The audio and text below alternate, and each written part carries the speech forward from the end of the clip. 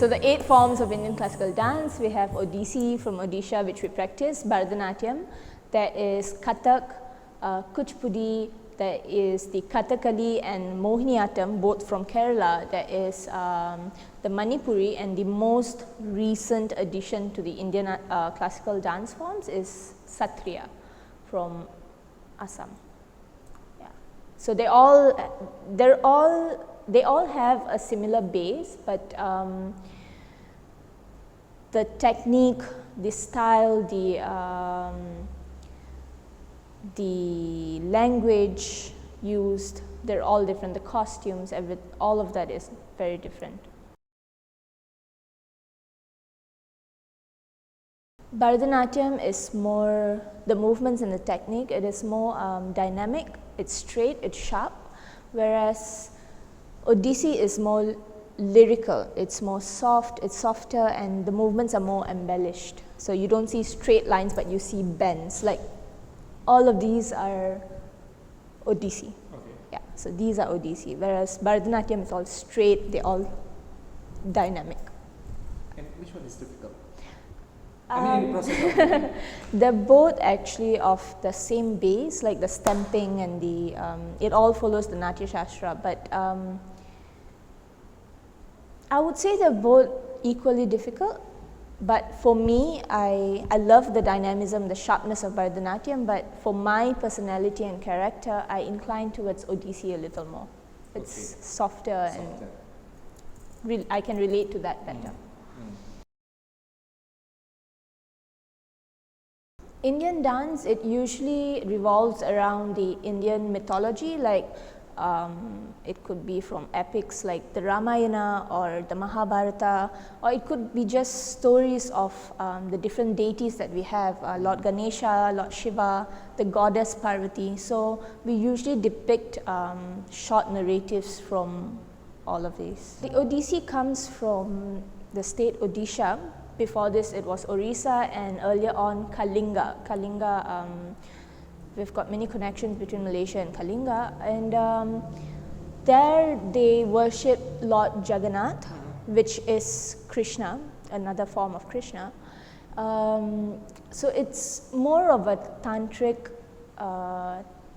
aspect to it. Like Bharatanatyam, it came from the Devadasis, and then they refined it into Bharatanatyam. So Odissi also, it comes from the Maharis, and then they refine it, and then there's the Gotipuas, where the male dancers dress up as girls and perform Odissi. So it was initially only done by the Gotipua dancers, and then slowly the females started taking it up, and now it is where it is. To my knowledge, the Guru-Sishya Parampara is very important, which is the teacher-student relationship. So a lot of respect is given to the teacher, and before we start, we join a class, we usually give a certain offering to the teacher, like a tray with flowers and fruits, and get his or her blessings before we start. For the dance itself, we usually start any classes or performance with the Bumi Pranam, which is Bumi Pranam. Pranam, yes. Bumi, Earth, Mother Earth. Pranam is salutations. So we get blessings from Mother Earth and her permission to allow us to stamp on her. And once we're done dancing, we do the Bumi Pranam again to thank her for allowing us to stamp on her. So in Indian dance, we have 3 aspects: the Nritta, which is the pure dance; Nritya, which is the expressive dance; and Natya, which is theatrical, where the dancer is required to act. Like we have to take the role of male, female, animal, child, mother, anything. So I think when we are younger, we focus more on the pure dance.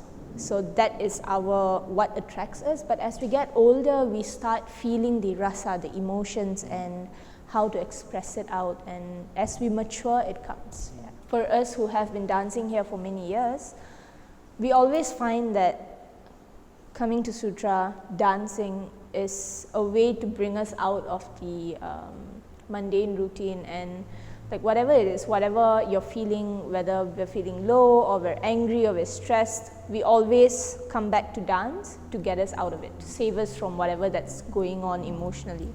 So in that sense, I feel for people who are really passionate about dance, it can work as a healing process for them.